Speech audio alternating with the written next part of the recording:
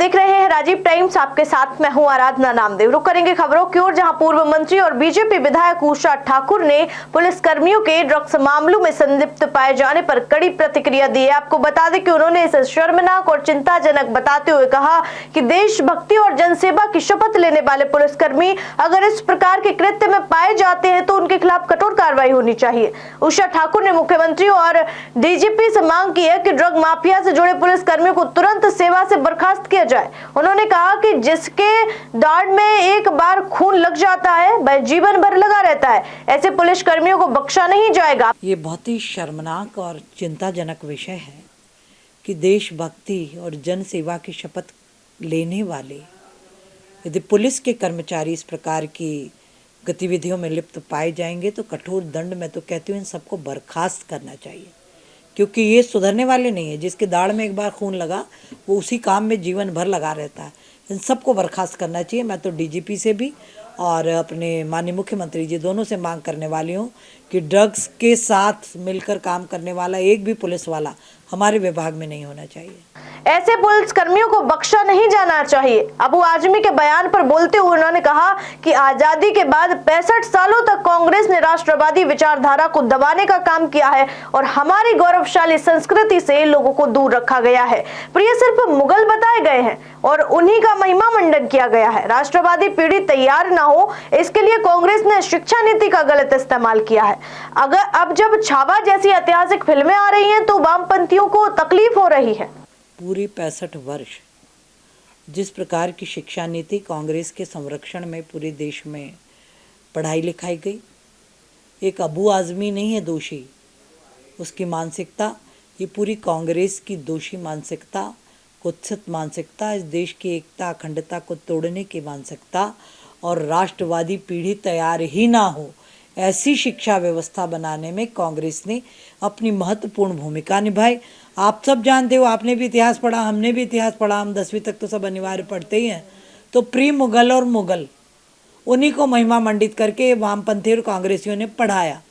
जो भारत का स्वर्णिम इतिहास है, राजपूतों का त्यागमय इतिहास, मराठों का त्यागमय इतिहास, हमारे 10 गुरुओं गुरुपुत्रों का बलिदानी इतिहास, इस सब गौरवशाली इतिहास से जानबूझकर आने वाली पीढ़ी को वंचित रखा गया ताकि वो राष्ट्रवाद के प्रति लापरवाही बनी रहे।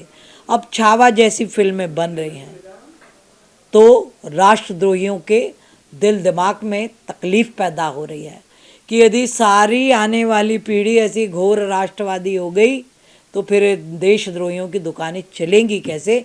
पीड़ा और मानसिकता ये है, इस देश में इस प्रकार की घृणित बातें करना, हमारे महापुरुषों का अपमान करना, ये संविधान का अपमान है।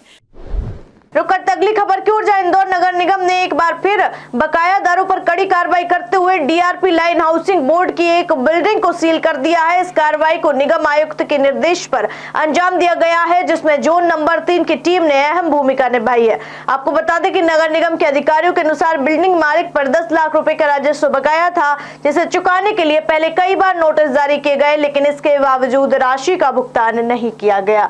इसके बाद निगम प्रशासन ने कड़ी कार्रवाई करते हुए बिल्डिंग को सील करने का निर्णय लिया है। नगर निगम आयुक्त ने साफ कर दिया है कि बकाया राशि जमा न करने वालों पर आगे भी सख्त कार्रवाई जारी रहेगी। उन्होंने कहा कि नगर निगम को राजस्व की वसूली सुनिश्चित करने के लिए ऐसे सख्त कदम उठाने ही होंगे। इंदौर नगर निगम बीते कुछ समय से बकायादारों और अवैध निर्माणों के खिलाफ सख्त रुख अपनाए हुए है। पिछले कुछ महीनों में कई व्यावसायिक और आवासीय संपत्तियों को सील किया गया है और बकाया नहीं चुकाने वाले व्यापारियों पर भी कार्रवाई की गई है। सूत्रों के अनुसार आपको बता दें कि आने वाले दिनों में भी कई बड़ी संपत्तियों को सील करने की योजना है ताकि नगर निगम का राजस्व घाटा पूरा किया जा सके और शहर में सुव्यवस्थित विकास हो सके। आज हमारे द्वारा मध्य प्रदेश हाउसिंग बोर्ड पर कार्रवाई की गई है। हमारे द्वारा 15 दिन से इनको नोटिस दिया गया था कि आप संपत्ति कर भरो। 10 लाख रुपए करीब इनका संपत्ति कर बाकी है और इनके द्वारा कल स्पष्ट मना कर दिया कि हम संपत्ति कर नहीं जमा करा पाएंगे, आपको जो लगे वो करो आप। तो हमारे द्वारा आज प्रातः सारी 63 दुकानें, इन्होंने कहा कि हमारे पास 65 दुकानें जो हमने रजिस्ट्री या अलॉटमेंट किया है, लेकिन ना तो रजिस्ट्री दे रहे, ना अलॉटमेंट दे रहे, ना सूची दे रहे, ना कोई प्रकार का सहयोग कर रहा है। कल भी मेरे द्वारा निवेदन किया गया है, जो करता धरता यहाँ के गुप्ता जी, उन्होंने स्पष्ट मना कर दिया कि हम नहीं दे पाएंगे। आपको जो करना करिए। तो फिर आज हमने 65 दुकानें सील करी एमपी हाउसिंग बोर्ड की कमर्शियल।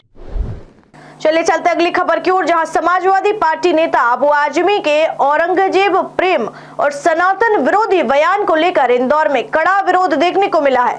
संस्था देवपथ ने शिवाजी वाटिका चौराहे पर अबू आजमी का पुतला दहन कर विरोध जताया है, उनके बयान की कड़ी निंदा की। आपको बता दें कि प्रदर्शन के आयोजक और संस्था देवपंथ के संयोजक मुकेश सिंह राजावत ने कहा कि सनातन संस्कृति और वीर हिंदू योद्धाओं का अपमान किसी भी कीमत पर बर्दाश्त नहीं किया जाएगा। आपको बता दें कि अबू आजमी को अपने विवादित बयान के लिए पूरे देश से माफी मांगनी होगी। प्रदर्शनकारियों ने नारेबाजी करते हुए अबू आजमी के बयान की कड़ी आलोचना की है। कई हिंदू संगठनों के कार्यकर्ता भी इस प्रदर्शन में शामिल हुए हैं और अबू आजमी के खिलाफ सख्त कार्रवाई की मांग की है। विरोध प्रदर्शन में शामिल अन्य हिंदू संगठनों ने भी अबू आजमी के खिलाफ कानूनी कार्रवाई की मांग की है। प्रदर्शनकारियों ने प्रशासन से अनुरोध किया है कि ऐसे बयानों पर रोक लगाई जाए जो देश की एकता और सांप्रदायिक सौहार्द को प्रभावित कर सकते हैं। अबू आजमी ने हाल ही में एक बयान में औरंगजेब की तारीफ की थी, जिसे सनातन धर्म के खिलाफ और हिंदू वीरों का अपमान माना जा रहा है। उनके इस बयान को लेकर देश भर में विरोध हो रहा है और कई शहरों में उनके पुतले जलाए जा रहे हैं। संस्था देवपथ और अन्य हिंदू संगठनों ने साफ कर दिया है कि अगर अबू आजमी माफी नहीं मांगते हैं तो विरोध प्रदर्शन और तेज होगा। वहीं प्रशासन ने भी इस मामले पर निगरानी बढ़ा दी है ताकि शहर में शांति व्यवस्था बनी रहे। अवैध औलाद, नाजायज औलाद अबू आजमी द्वारा औरंगजेब को एक महान शासक बताया गया है।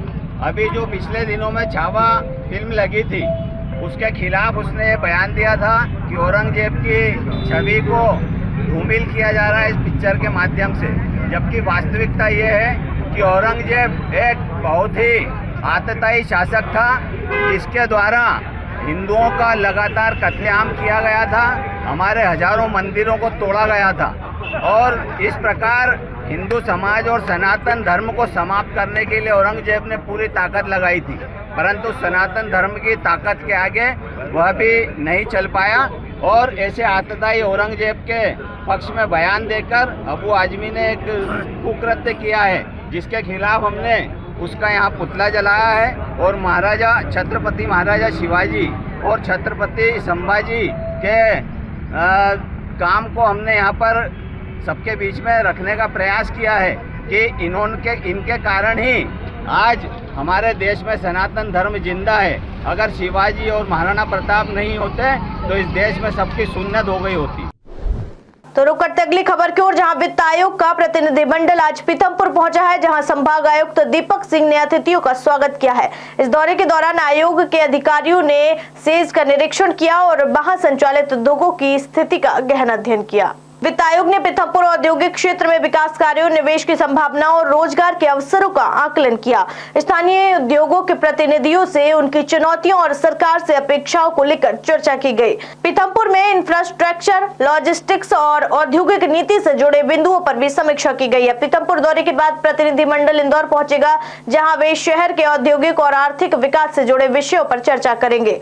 इस दौरे को प्रदेश के औद्योगिक विकास की दृष्टि से महत्वपूर्ण माना जा रहा है। तो रुक करते अगली खबर की ओर, जहां पीथमपुर बचाओ समिति ने यूनियन कार्बाइड के जहरीले कचरे पर कोर्ट में याचिका दायर की है। समिति ने न्यायालय से इस मामले में दखल देने और सरकार को जवाबदेह बनाने की मांग की है। आपको बता दें कि पीथमपुर बचाओ समिति और अन्य संगठनों ने यूनियन कार्बाइड से निकले जहरीले कचरे के निस्तारण को लेकर सरकार के खिलाफ कोर्ट में याचिका दायर करने की घोषणा की है।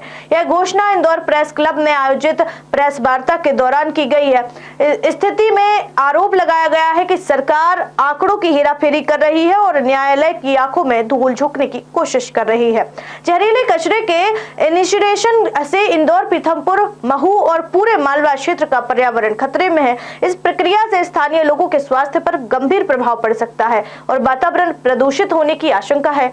समिति के सदस्यों का कहना है कि सरकार उचित वैज्ञानिक समाधान निकालने के बजाय जनता की अनदेखी कर रही है। जहरीले कचरे को जलाने से होने वाले दुष्प्रभावों की अनदेखी कर औद्योगिक लाभ को प्राथमिकता दी जा रही है। समिति ने न्यायालय से इस मामले में दखल देने और सरकार को जवाबदेह बनाने की मांग की है। पीड़ितों और स्थानीय नागरिकों ने भी इस निर्णय का समर्थन करते हुए सरकार से स्पष्ट जवाब मांगा है। माननीय न्यायालय के आदेशानुसार यूनियन कार्बाइड का ट्रायल पीतमपुर में होना था, वो पहली ट्रायल चालू हुई। जिस प्रकार से ट्रायल होना था, अधिकारियों ने कहा था दीपक सिंह जी ने कि मैं वहां 24 घंटे रहूंगा, वो नहीं रहे। वो पीतमपुर की जनता के साथ धोखा दिया उन्होंने, आगे करके वो चले गए। पहली बात। और पहली बात, पहला ट्रायल फेल हो गया। मध्य प्रदेश प्रदूषण बोर्ड ये बोलता है कि हमने पास कर लिया, लेकिन इनका बेल्ट टूट गया था, ड्रायर बंद हो गया था, पंप बंद हुआ था। उस समय सल्फर डाइऑक्साइड और सल्फर हाइड्रोजन फ्लोराइड और MP 2.5 ये बढ़ गया था। इससे काफी नुकसान हो जाते थे। WHO की गाइडलाइन के हिसाब से, विश्व स्वास्थ्य संगठन के हिसाब से ये श्वसन संबंधित और हार्ट संबंधित पूरी बीमारियों का घातक परिणाम होता है। हम ये चाहते हैं कि माननीय न्यायालय को इन्होंने जैसे गुमराह करा, 11 लोगों का झूठा सहमति पत्र दिया, उसमें से 10 लोगों ने हमें एफिडेविट दिया, शपथ पत्र बना के दिया। हम इन सभी तथ्यपूर्ण बातों को न्यायालय में लेके जाएंगे और न्याय की बात करेंगे। हम लोग नहीं चाहते हैं पीतमपुर, इंदौर, महू और हमारा मालवा का क्षेत्र पूरा दूषित हो, और इस प्रदूषण से पिछले 40 साल की पुनरावृत्ति पीतमपुर और महू, इंदौर में नहीं होना चाहते। हम लोग हमारे पीतमपुर और महू क्षेत्र और हमारा इंदौर और मालवा क्षेत्र बचाना चाहते हैं। ये हमारी पीतमपुर बचाओ समिति और अन्य सभी सामाजिक संगठनों की मांग है। अभी जो कचरा जला है, इससे कितना नुकसान हुआ है वहां पर? सर, अभी फिलहाल जो जांच करी हमने 4 दिन के अंदर सभी उस गांव में, आप देखोगे पीतमपुर में सरकारी अस्पताल में जाओगे तो आप यही देखोगे कि मैक्सिमम लोगों के आंख, नाक, कान में जलन हो रही है, गला सूख रहा है, ये दर्द हो रहा है। और प्रशासन इसको घुमाने का प्रयास क्या कर रहा, बोले कि पर्यावरण की वजह से है, क्लाइमेट चेंज हो रहा है। लेकिन नहीं, क्लाइमेट चेंज सभी जगह हो रहा है, लेकिन तारपुरा में यह हालत है कि नाक जलन, गला जलन, आंखें की जलन, जो लक्षण भोपाल में पाए गए थे वही लक्षण आपको तारपुरा और आसपास में पाए जा रहे हैं। तो रुक करते अगली खबर की ओर, जहां इंदौर के पलिया गांव में जमीन बेचने के नाम पर बड़ा फर्जीवाड़ा सामने आया है। इंदौर उज्जैन रोड पर कई लोगों ने प्लॉट खरीदे, लेकिन ना तो रजिस्ट्री हुई और ना ही कब्जा मिला। बिल्डर ने मकान और प्लॉट देने के नाम पर पैसे लिए, लेकिन अब तक कोई विकास कार्य नहीं हुआ। सैकड़ों लोग कलेक्टर आशीष सिंह के पास पहुंचे और शिकायत दर्ज कराई। कलेक्टर ने मामले की जांच के आदेश दिया और कहा कि इसे TL बैठक में शामिल किया जाएगा। प्रशासन ने भरोसा दिलाया कि दोषियों पर FIR दर्ज कर सख्त कार्रवाई की जाएगी। एक हाथोद तहसील का मामला आया है, जिसमें कि ऐसा आवेदक गणों का कहना है कि उनसे कॉलोनियर ने पैसे लिए हैं और आज की तारीख में ना रजिस्ट्री कराई जा रही है अधिकांश लोगों की और ना ही कब्जा दिया जा रहा है। और इस संबंध में रेरा का भी आदेश उनके द्वारा पेश किया गया है।